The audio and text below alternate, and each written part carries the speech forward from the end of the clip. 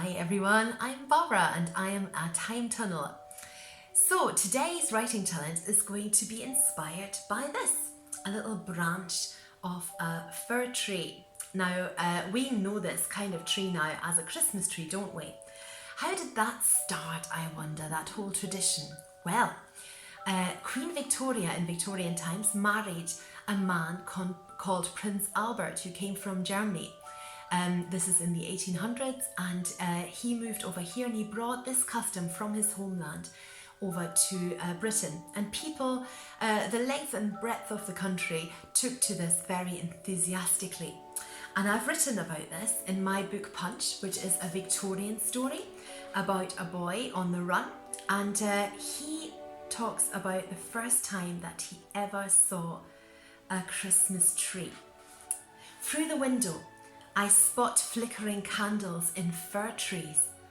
Brought inside after the fashion of the late Prince Albert, it looks so very odd to me. I'm doubly surprised when I open the door to a snow-clad Professor Moffat one night before Christmas, and he has brought just such a tree. A green, real, living tree. I'm not sure what I expected, but maybe not the pleasant scent of a woodland right in our home, the light of 30 candles dancing and reflecting in the window pane, casting ever-changing shadows against the wall, the furniture, and our faces too. Phineas helps decorate this Christmas tree, but they didn't have fairy lights, did they? They didn't have any electricity, most people didn't, so at that time certainly not.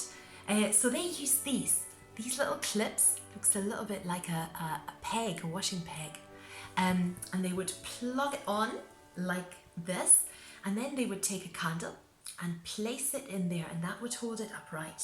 And then they would do it again, somewhere maybe on a different branch or a bit along the branch, plug that in as well. And then there's only one thing to do, isn't there? Strike a match and light your Christmas tree.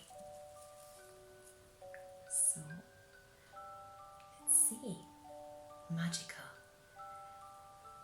So for your writing challenge today, your job is to try and imagine you are somebody in Victorian times who has never, ever, ever seen one of these trees before. Imagine the whole tree lit by candles like this, flickering. And maybe something could go wrong even. Maybe something could catch fire, or somebody would knock it over, or whatever. But please write about, for the first time in your whole life, seeing a Christmas tree.